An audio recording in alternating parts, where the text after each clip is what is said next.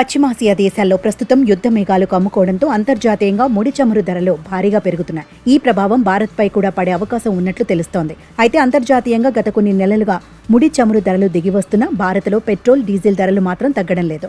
త్వరలోనే పలు రాష్ట్రాల అసెంబ్లీ ఎన్నికలు జరగనున్న వేళ దేశంలో పెట్రోల్, డీజిల్ ధరలు తగ్గే అవకాశాలున్నాయని గత కొన్ని రోజులుగా వార్తలు వస్తున్నాయి. కానీ పెట్రోల్ ధరల తగ్గింపు మాట అటుంచితే పెరిగే అవకాశాలున్నాయనే వార్తలు వినిపిస్తున్నాయి. దీంతో ఇప్పటికే అధిక ధరలతో ఇబ్బందులు పడుతున్న వాహనదారులు తీవ్ర ఆందోళన వ్యక్తం చేస్తున్నారు. అయితే ప్రస్తుతం మిడిల్ ఈస్ట్ దేశాల్లో యుద్ధ వాతావరణం నెలకొనడం, ఇజ్రాయెల్, ఇరాన్ మధ్య తీవ్ర ఉద్రిక్తతలు ముడి చమురు ధరల పెరుగుదలకు ప్రధాన కారణం. పైగా ఇరాన్లోని చమురు కేంద్రాలే లక్ష్యంగా దాడులు చేస్తామని ఇజ్రాయెల్ ప్రధాని బెంజమిన్ నెతన్యాహు ఇప్పటికే హెచ్చరించారు. ఇదే విషయాన్ని అమెరికాతో పాటు అంతర్జాతీయ మీడియా కూడా పేర్కొంది. ఈ క్రమంలోనే ఇంధన ధరలు ఇప్పట్లో తగ్గే అవకాశాలు లేవని నిపుణులు చెబుతున్నారు.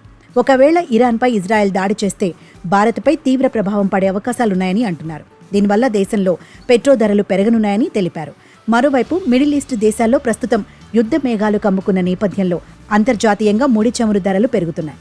ప్రస్తుతం బ్రెంట్ క్రూడ్ ఆయిల్ బ్యారెల్ ధర దాదాపు $75 దాటిపోవడంతో అంతర్జాతీయంగా పెట్రోల్ ధరలపై ప్రభావం పడనుంది. గత 2-3 రోజుల్లోనే ముడి చమురు ధరలు సుమారు 5% వరకు పెరిగినట్లు గణాంకాలు చెబుతున్నాయి. ఇరాన్ నిత్యం 1.5 మిలియన్ బ్యారెళ్ల ముడి చమురును ఉత్పత్తి చేస్తోంది. ఇక ఈ చమురు కేంద్రాలపై ఇజ్రాయెల్ దాడి చేస్తే మాత్రం ప్రపంచ దేశాలపై తీవ్ర ప్రభావం పడే అవకాశాలున్నాయని నిపుణులు అంటున్నారు. అయితే వాస్తవానికి ఇటీవలి క్రూడ్ ఆయిల్ ధరలు భారీగా పతనమయ్యాయి. ఈ క్రమంలోనే భారత్లో పెట్రోల్, డీజిల్ ధరలు తగ్గే అవకాశాలున్నాయనే వార్తలు వచ్చాయి.